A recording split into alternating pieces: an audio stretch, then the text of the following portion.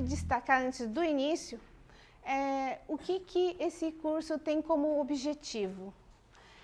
Corrigir 2 vieses de leitura.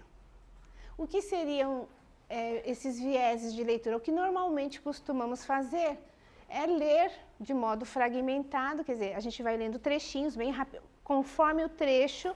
Se a gente tem um pouquinho mais de familiaridade com o assunto, ou o vocabulário também ajuda, você não tem uma palavra muito difícil, algum conceito muito difícil ali naquela frase, vocês meio que, beleza, consegui entender e vocês vão automaticamente seguindo a leitura. Mas o problema desse tipo de leitura, parece que ele avança rápido, mas na verdade você só está destacando o que você conhece dentro do texto, o que você não, sentiu um pouquinho de dificuldade, ou acha que depois eu vejo, né? Esse tipo de viés que a gente vai tentar retrabalhar. O outro ponto de destaque é a posição valorativa, isso é importante, que a gente já tem algumas ideias, alguns conceitos dentro de nós e normalmente quando a gente está lendo um texto, ainda mais um texto bem diferente como é o caso de vocês neste caso, vocês vão perceber que muitas coisas assim, mas eu não concordo com isso, né? Às vezes ele vai de confronto com o que você já sabe. E isso cria um desconforto muito grande e isso traz o que a gente chama de distorção na leitura, né? Você acaba não querendo ouvir, literalmente ouvir, o que o autor está querendo dizer, que normalmente pode ser uma nova postura. Então, quando a gente vai fazer um curso e a gente diz que é uma prática de leitura, a leitura realmente é uma prática, né? Eu creio que todos vocês aqui em comum, nós gostamos de ler, de algum jeito a gente gosta de ler. E quando a gente vai fazer uma leitura, é interessante, no caso dos estudos acadêmicos, a gente ter uma prática de fazer o fichamento daquela leitura. Porque eu creio que vocês vão ficar 4, 5 anos estudando humanas e vocês vão ler muita coisa mesmo, né? Então, se vocês desde o início tiverem o costume e o hábito de fazer uma leitura já com essa abordagem para fazer um fichamento, vocês têm um ganho muito quantitativo e qualitativo ao longo do curso. Quando vocês fazem uma leitura, é importante vocês tentarem assimilar, tentar conhecer, tentar entender a posição do autor. Outra coisa isso é muito importante, sanar dúvidas de vocabulário, sintaxe e de referência. Normalmente, quando a gente está com muita pressa, a gente não passa uma palavra, passa alguma coisa assim, nossa, o que é isso? E depois eu vejo, e vai deixando passando e vocês vão seguindo. Só que, às vezes, essas 2 palavras podem ser essenciais para vocês entenderem o texto no desenrolar dele. Outra coisa, numerar os parágrafos no começo é muito importante, para vocês organizarem, entenderem, porque vocês fazendo isso 1, 2 ou 3 vezes, o resto é automático. Mas no começo é interessante fazer numeração mesmo de parágrafos.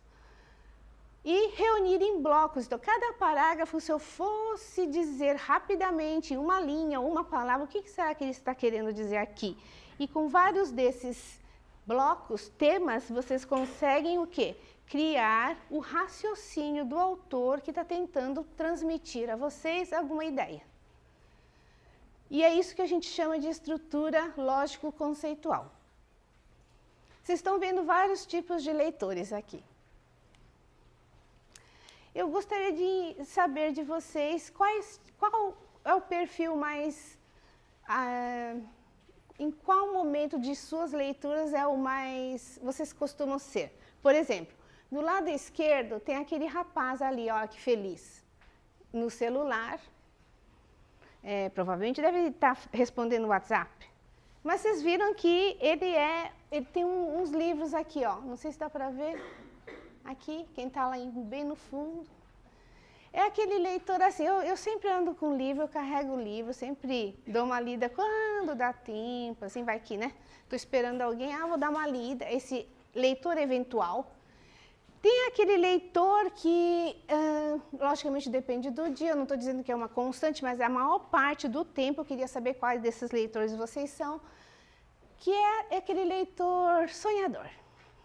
Ele começa a ler um livro muito denso, só que na metade da página ele já está pensando em outra coisa. Aquele livro é um pretexto para ele sonhar e fazer inter-relações com textos de outras áreas e aí pronto.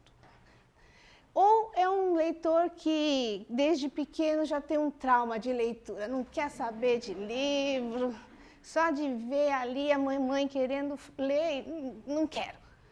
Aquele leitor que, se não treinar agora um curso como o nosso, está ferrado.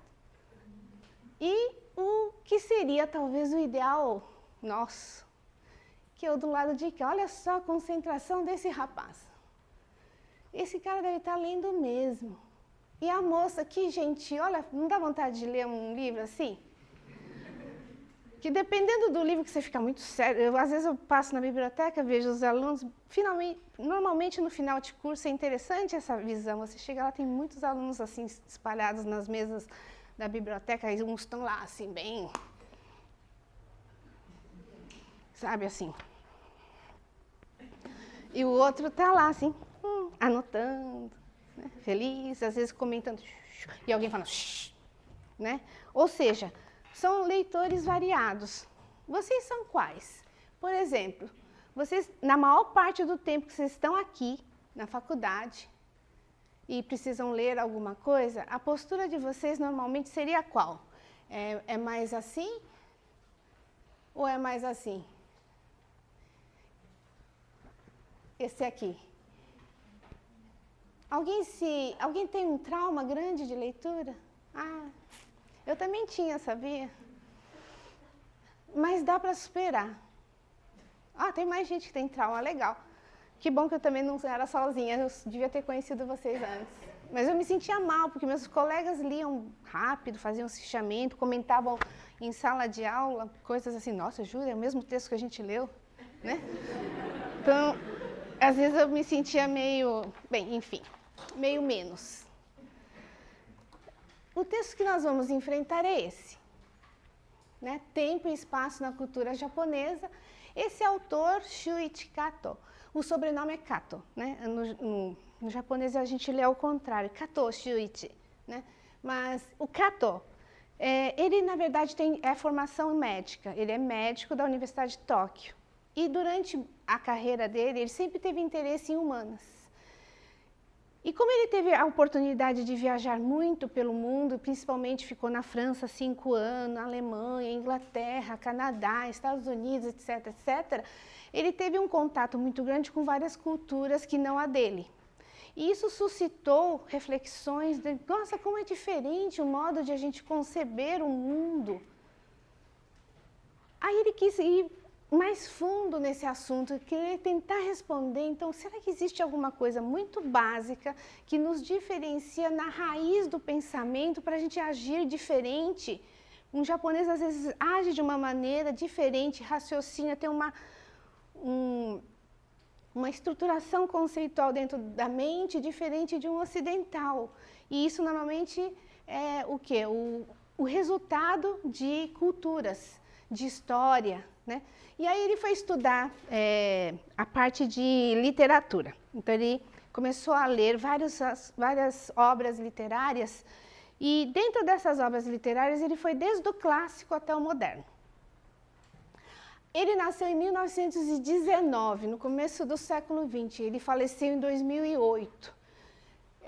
Ele teve muito tempo de ler. Muito tempo de ler, e uma das obras importantes, são 2 grandes obras dele, uma delas é esse, que foi traduzida pela professora aqui da nossa casa também, de literatura japonesa, uma colega, Neide Nagai, e o Fernando Chamas foi um mestrando, hoje ele é mestre em língua, literatura e cultura japonesa pelo nosso programa de pós-graduação. Os 2 fizeram a tradução desse texto que vocês estão lendo. Então, em cima disso, quando eu falei que a gente realmente precisa, no começo, contar os parágrafos, a primeira coisa que talvez vocês poderiam ter feito ou podem fazer é justamente pegar o texto literalmente e ir numerando do lado os parágrafos. Nós vamos ter nessa parte 3 aqui que vocês estão lendo, 40 parágrafos. Depois vocês confiram, mas acho que é 40 mesmo. E o que nós vamos ver juntos é essa parte do todo. É dividido em duas partes, né? A parte do todo equivale a 8 capítulos, que seriam 6 páginas. Na verdade, um pouquinho menos de 6, tem uns espacinhos ali. O 6 não é completo e o 1 também não. Então, são 8 parágrafos. E depois tem a segunda parte, que é dividida em 7, 4, 3, 8 e termina em 10 parágrafos. O que nós vamos enfrentar hoje é 4 parágrafos. Eu dividi esse 8 em 2 aulas, a de hoje e a da próxima aula. E vocês vão entender por quê. Porque existem muitas referências a obras literárias do Japão. Isso significa que o que eu vou trazer para vocês é o que normalmente numa leitura que requer de vocês conhecimentos que não são tão próximos, requereriam uma pesquisa. Então o que eu vou fazer é trazer essa pesquisa para vocês. Mas se vocês estivessem sozinhos, vocês provavelmente teriam que estar fazendo essa pesquisa, pelo menos minimamente, para poder entender o que ele está falando. Falando assim parece muito mais difícil. Então a gente divide esses 8 parágrafos em o que eu tinha comentado com vocês em temas, em blocos temáticos. E quando a gente fala em blocos temáticos, a gente percebe que ele, didaticamente, começa o parágrafo 1 e 2 comentando essa obra literária. Que é essa aqui, daqui a pouco eu vou passar para vocês. Que eu preciso ler uma coisinha antes. E o parágrafo 3 e 4 tem essa obra chamada Kojiki, que é Relatos de Fatos Antigos, que também eu trouxe aqui para vocês darem uma olhada. No parágrafo 5 e 6, vocês percebem que em cima desses textos, dessas obras literárias, ele vai desenvolver, na verdade, o que ele entende como a cultura do aqui e a tradição do agora. E aí ele desdobra em mais 2 parágrafos. O que significa que se vocês não tiverem lido direitinho o 1 e o 2 e o 3 e o 4, quando vocês estiverem lendo 5, 6, 7, 8, vai acontecer igual aquela figura anterior que eu mostrei para vocês. Vocês vão começar a ler e depois vão devagar. Porque aí vocês não vão estar entendendo mais nada. E é normal isso. Bem, em cima disso, como o assunto é Japão, japoneses, eu queria pelo menos 2 ou 3 pessoas, se pudessem se pronunciar. E eu gostaria de saber a imagem que vocês têm, na verdade, do que é o Japão e os japoneses. Pode ser um, pode ser outro, pode ser os 2. Alguém gostaria? Sushi, sashimi, shoyu. O que vocês têm de imagem? Hai. Disciplina. O lado bom, ok. Uhum.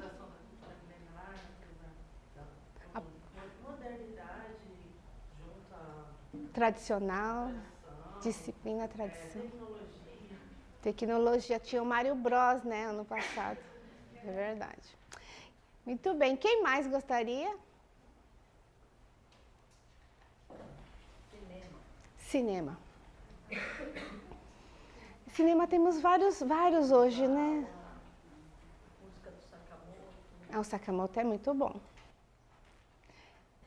Ou seja, parece que os exemplos são muito nessa área cultural mesmo, né?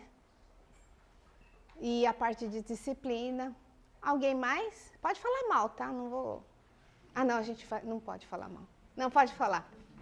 Alguma coisa ruim? Eu acho também não ruim, mas superação.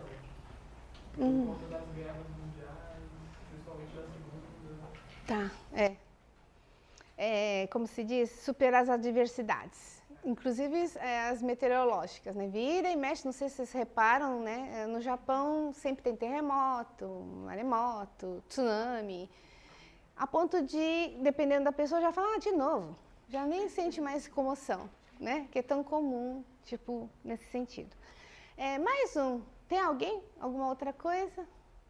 Tem uma coisa que eu ouvi falar, não sei nem se é verdade.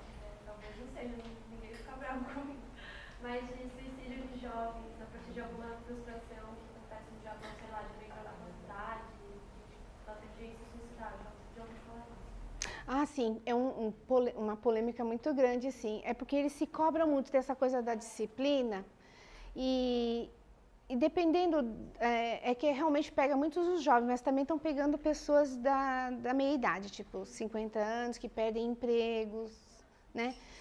Existe, sim, uma dificuldade, talvez, desses jovens atuais de lidar com esse tipo de cobrança de si mesmo.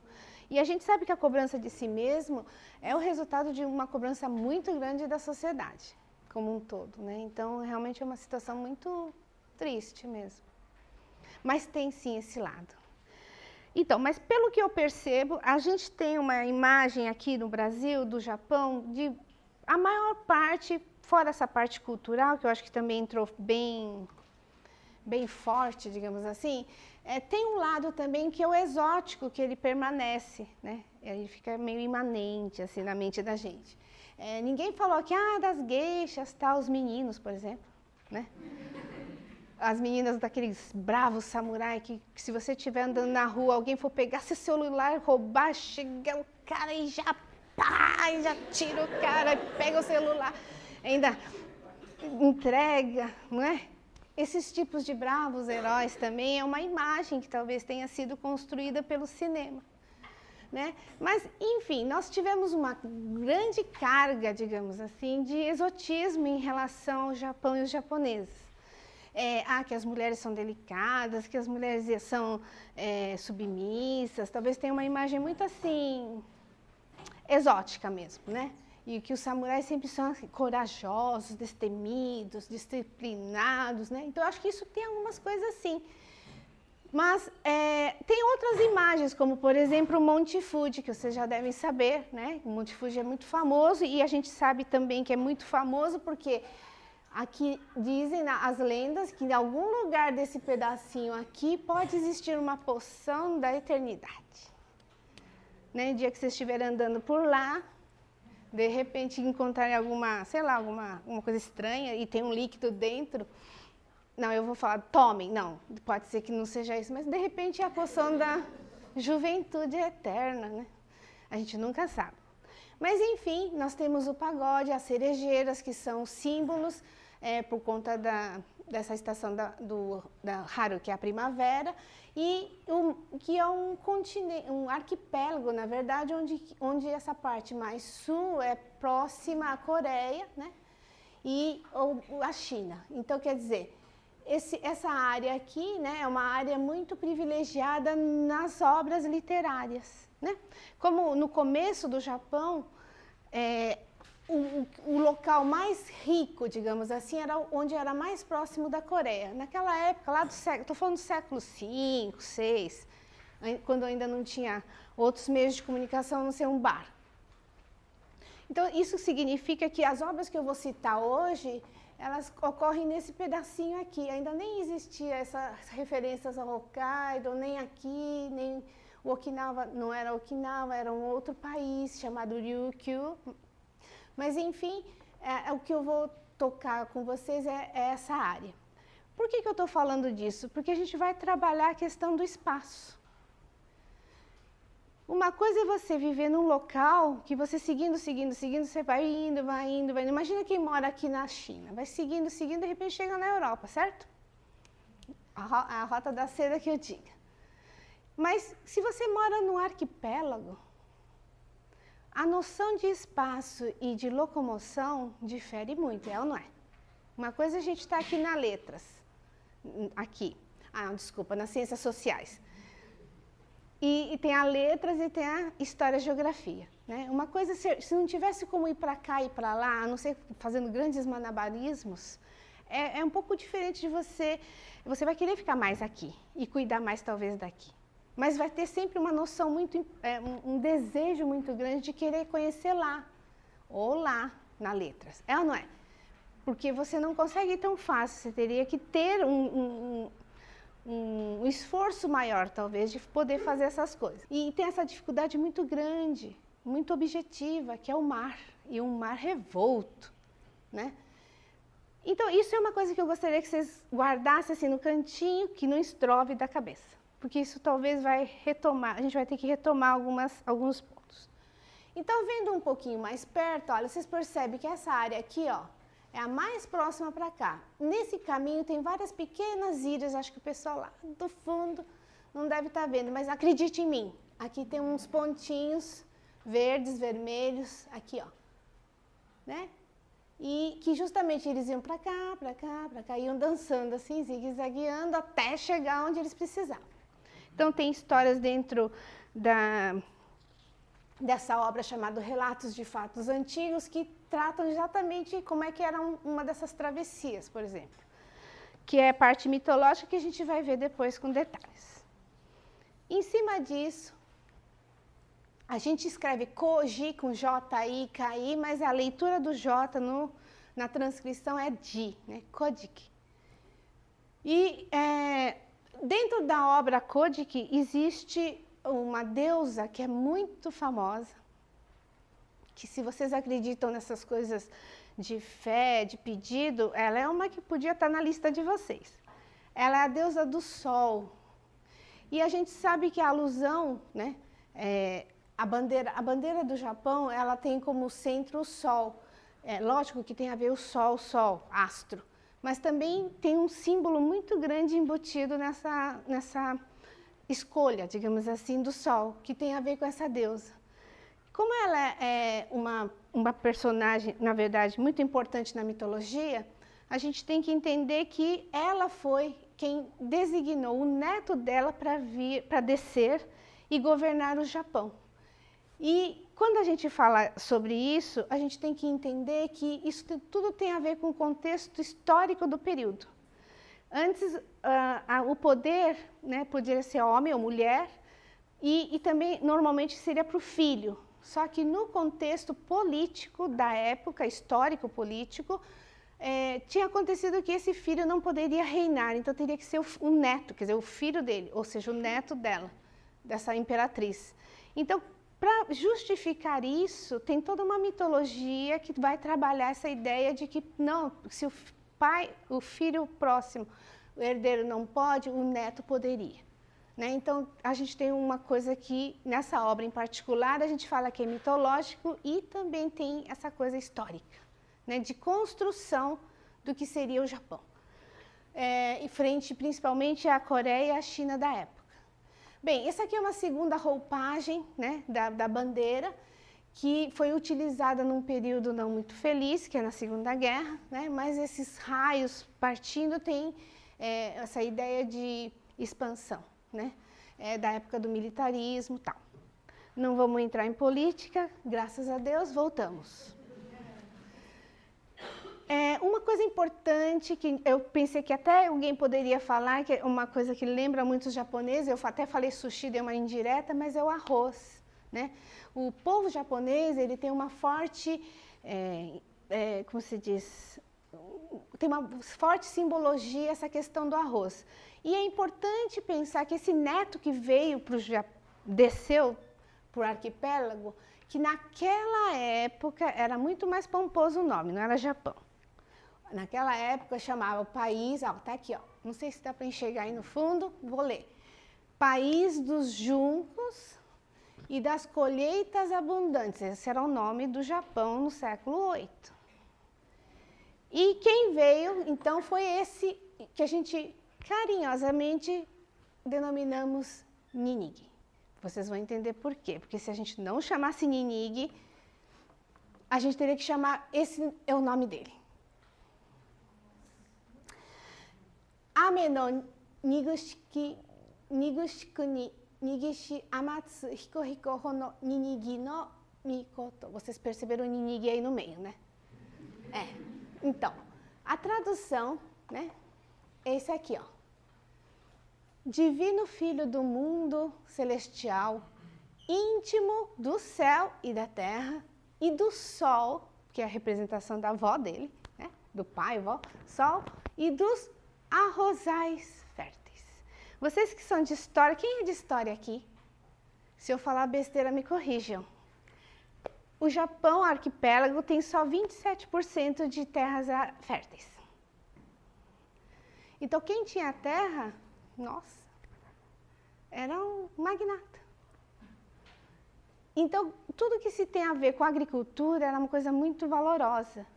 Agora, uma coisa é certa, vocês já perceberam que o nome da pessoa, no caso da divindade, é praticamente o quê? Um conto, né?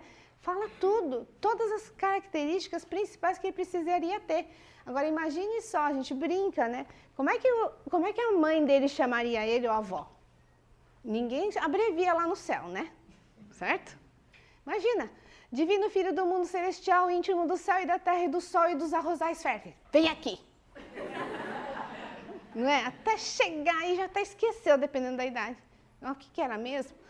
Enfim, a frase, o que eu quero dizer é que os nomes na literatura clássica são essenciais e quando a gente faz análise literária, que não é bem o caso aqui, a gente tem que levar muito em consideração o nome. O nome ele já tem uma característica muito importante para compor o personagem. Então é uma coisa que a gente não deixa de qualquer jeito. E essa tradição vem desde aí.